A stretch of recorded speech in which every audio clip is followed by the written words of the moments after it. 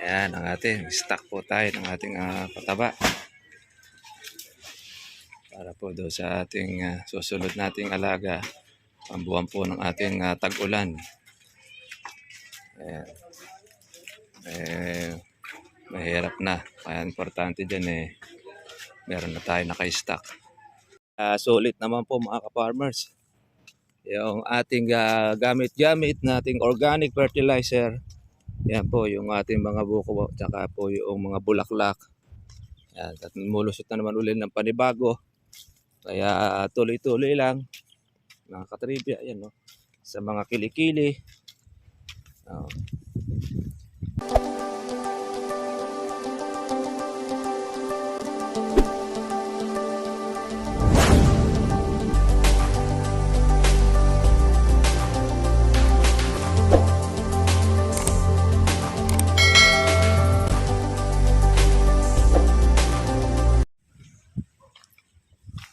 Kamusta na mga ka-farmers, mga katribya? Ito po yung ating alagang kalamansi. Lusot na po yung mga bulaklak po natin uli. Bulot po ito mga ka-farmers po ng ating pagpapatubig. Yan, dami na naman po uli mga ka-farmers po sa mga kilikili. Kaya kalamansi po pagka ganyan pong kainit at medyo natitigang sa ating pong patubig, hindi po siya lumulubay ng kabubulaklak. Tuloy-tuloy po ang kanyang pagbubulaklak mga katribya. Kaya tayo hindi na po halos na mahihinto sa ating pag-i-spray ng ating kalamansi. Kagaya niya, no? Madami na naman po sa mga kilikili. Itong ating mga bulaklak. Siyempre, yun naman pong ating mga bunga. Ayan, lumalaki na rin po siya.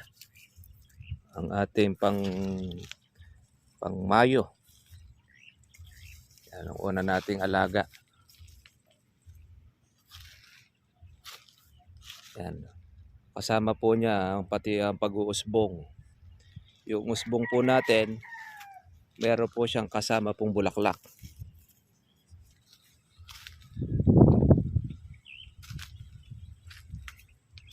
Ayan.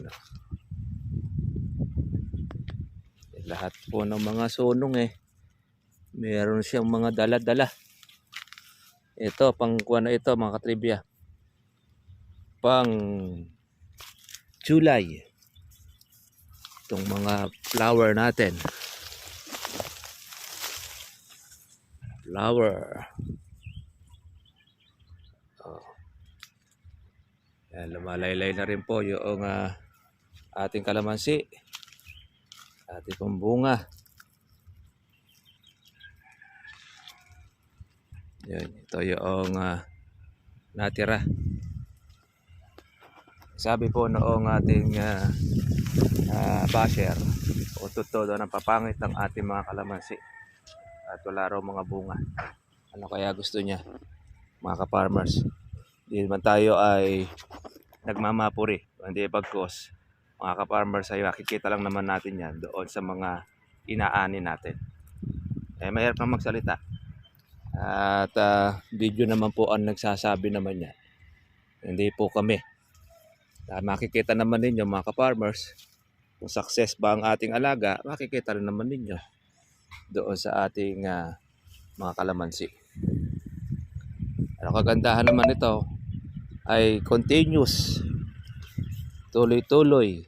Lahat po ng mga buwan ay meron po tayong magiging pitasin na hinaharap. Kaya lahat po ng ating bunga, lahat ng buwan meron tayong aasahan. Kaya kahit nagmahal po ang ating mga kurudo, okay na, basta't ganyan po, yung libo pa rin ng kalamansi, satisfied na tayo dyan. Importante mga katribya, mayroon tayong pinipitas, mayroon tayong na-harvest. Kasi pagka po wala tayong ma-harvest ay kawawa po ang mga ka-farmers po natin. importante po dyan ay nabibili. Tingnan nyo po, oh, yung pong mga dulo ng ating kalamansi. Kahit na siya po ay meron po mga bunga, oh, meron po siyang sunong po na mga bulaklak. Kaya paano po tayo mahihinto sa ating pong pag-aalaga? Kaya naman, tutustusan po natin ang ating abono. Dahil yung kalamansi natin mga katribya ay sa mahal ng abono, lalo na ngayon ay isang harvest muna. Buti na lang tayo ay meron tayong organic fertilizer na ating pong nagagamit. Kaya hindi naman po tayo epektado doon sa krisis pagdating sa pataba dahil meron kami nagagamit. Ito, hindi naman po natin pinipilit po sa marami o sa ating po mga kaibigan na gumamit po ng ating abono. Kung hindi bagkus, na maging practical po tayo. Na kung minsan talaga marami pang tao talagang pomo kasi yun ang nakasanayan na. At syempre nakaasa tayo doon sa mga umaangkat na nanggagaling sa iba-ibang lugar. Lalo na ngayon, nagsarado mga katribya. Yung pong daanan po ng abono, pati na ng langis. So, apektado ang lahat po ng mga farmers. Kung meron kang alternative na dito naman ay gawa po ng Pilipino, makikita naman ninyo ang resulta. So, yung ating pong pataba, sunong siya ng sunong na meron siyang kasama pong bulaklak. Ayan, ang ganda po na ang dahon niya. At saka maganda rin pong magpalaki ng bunga. Kaya kung sinasabi natin na yung dekalidad, di naman po pahuhuli po yung ating organic. Kasi sabi ng anong iba, kaya nasasabi ka ng Mr. Buna ganyan kasi siya gumagamit at kumikita. Yun ang kondo at kumikita rin kasi mabi. Hindi naman masamang kumita mga katribya. Hindi naman masamang kumita po ang naka-invento niyan. Siyempre, bago magawa yan, 20 years ang pinagpaguran ng tao matuklas yung patabang kanyang ginagamit. Natural lang naman na kumita siya dahil sa pagsisikap niya doon po sa kanyang inimbento. At naging successful naman, ayan, ito na nga po mga ka-farmers, hindi lumulubay po sa bulaklak at sa bunga itong ating kalamansi. Itong atin mga ka-farmers, bunga lang po ito ng ating manual po na pag-i-spray. Dahil lalo na pagka ito ay power spray ang ating gamit, lalong mas makapal ang bunga nito. Kung sa manual, maganda po ang nagiging epekto. Siyempre, importante dyan, yung pong ating nagagamit ay okay, merong nabibili. Sabi nga ni Sir Marvin, ay kailangan po continuous lang po ito. Pag naubos nga lang po yung stock, dapat medyo magtataas dahil doon sa mga abonong nagagamit niya. Sulit naman po mga ka-farmers. Yung ating gamit-gamit nating organic fertilizer, yan po yung ating mga buko at saka po yung mga bulaklak. Yan, at mulusot na naman ulit ng panibago. Kaya tuloy-tuloy lang mga katribya, yan, no? Sa mga kilikili, marami siyang bulaklak. Kaya tuloy-tuloy lang po ang pag-aalaga. Basta't meron po tayong pandiesel, meron tayong patubig at nabibili. Tuloy-tuloy. Masama na kung wala na tayong mabibili, wala na tayong magagawa. Ayan. Kung walang kuryente, hindi na tayo makakapagpatubig.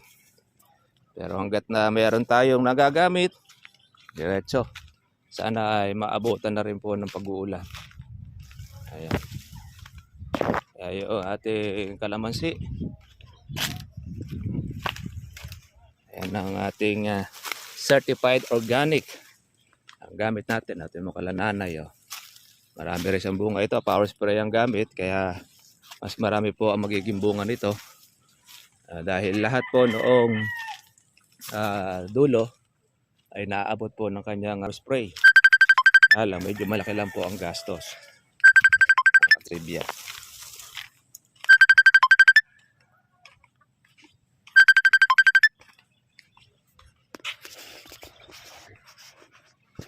Ayan, nagpakuha na po tayo ng ating pong pataba. Ayan, nag-imbak po tayo para doon sa atin sa Agosto. Mahirap na para at least tuloy-tuloy. Ayan, dami na po niya, no. Mas maganda na ito makapag-imbak para sa hinaharap para tuloy-tuloy. Yan. Sigurado na tayo ating abono nga. Ito naman ang ating ilay sa ating kalamansi. Yan.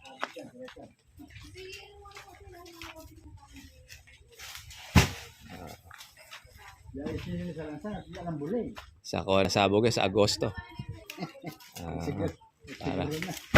Para at least supply yung mga bunga saka mga bulaklak.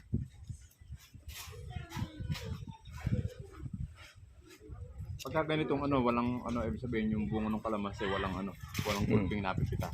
O meron? Meron din naman. Pero kuwan siya, unti-unti dahil doon sa pag may bunga, hindi maraming ganong lumabas ang bulaklak. Pag walang bunga, yun, doon gulpe na lumalabas ang bulaklak pag nagtutuloy. Yung abono natin, continue sa pamumulaklak. Kaya lahat ng buwan, merong napipitas. Oo, nakakasapol. Kaya lahat ng presyo, tatamaan niya. Pantay-pantay ba na? Nakagandahan niya ng... Naman niya kada patuloy niya, lumalabas ang bulaklak. Oo, lumalabas ang bulaklak niya. Kung kasi siya ay slow releasing, pagkat basa niya, kakain na naman uli. Tapos pagka another 15 days, 20 days, kakain na naman uli siya. Ganun ako. Susupang uli siya. Susupa. Binomba ko doon sa doon sa suha. Mm-hmm. Marami ko pinaghalo-halo. Mm. Lumapad yung dahon na medyo parang nasobra na ata, kumulurot ng bahagya. Pero umuunat naman. Sa lalaki ng dahon. Sa dahon. Kasi kinain na siguro ng gusto yung patabaan. Polya. Pulgar kasi ginamit ko. Ayaw, ang polya. Medyo dinagdagan ko ng horn. Mm-hmm. Ito rin kasi ginagamitan din namin ng foliar din. Kaya pag halimbawa, nagpataba ka, magsasalit-salit ka ng foliar. Pagka, pero ang pinakamadiin ng foliar, pagka maraming bunga talaga mahal. Natatanda mo yung parang tablet ko, yun yung pampabilis ng laki. Yung tablet na ko na yun, yung hormones. Kasi siya lalo na pagka maraming bunga. Yung kasing NPK na ginagamit natin, pati yan. Nagko-convert yan . Yung para bang ang finish, kumbaga sa ang finish product kasi nung pag kumakain ka. Para kaya tayo nabubuhay. Yung kasing kinakain natin nagiging dugo. Ngayon yung hormones parang dugo na kaagad yung kumbaga sa halaman. Rekta natin kaya mabilis ang pagkakuha kagad, ang tala. Biruin mo. Ibig sabihin yung kakainin mo sa maghapon. Baka after 3 days pa bago maging finished product nung yung pinakadugo. Yan, direct na. Rekta na siya. Kumbaga sa kawan niya, pinaka-dextrose siya. Mas madiin sa dextrose. Dahil direkta sa ugat. Kasi yung dextrose sa sugar, magko-convert pa rin yun. Diba? Kumbaga sa kawan niya talagang finished product na siya. Oo.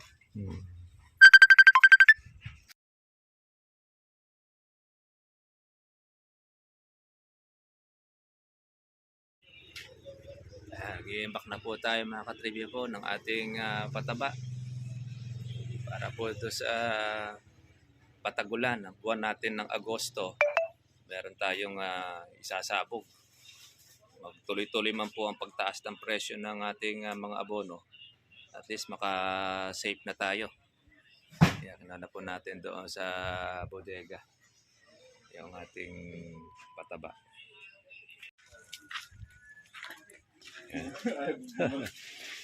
Ayan ang ating stock po tayo ng ating pataba para po doon sa ating susunod nating alaga ang buwan po ng ating tag-ulan. Mahirap na, kaya importante dyan meron na tayo naka-stock. Anytime man na magtaas po ang presyo, tumagal man po yung pagbaba ng ating abono, at least safe na po yung ating alaga. Nasa 7 po yung pinababa nila nanay dito na sako. Kasama na po yung sa atin doon, pagkari sa ating batang alagang kalamansi. Mga buwan po natin ng Agosto natin sasabog para po sa ating pang December nating alaga pagka yung buwan ng August. November and December ang magiging Gandahan po nun, wala po tayo magiging marami pong pag-insecticide na bomba na gagawin. Hindi kagaya ngayon, talaga obligado ka mag-insecticide dahil napakarami po mga insekto. Kaya sinake na po natin siya. Kaya napakuha na sila na, nakuha natin yung ating katribya. Shoutout po natin. Okay, mga farmers, yun po. Doon po sa ating mga gusto pong mga kaibigan po natin na makapag-avail po ng pataba po natin ito. Pwede naman po kayong direkta po kay Sir Marvin Soriano. Diyan po sa Barangay Kaalibambangan, Cabanatuan City. Pwede niyo po silang ipagtanong po doon para masabi ka nila na nininegosyo natin. Pwede na kayo dumirekta po sa kanyang pagawaan para nun. At least kayo na po makiusap doon sa presyo po na ibibigay po. Sige mga farmers, God bless nyo lahat. Kinagawa tayo po bukas para susunod po natin vlog. Bye-bye.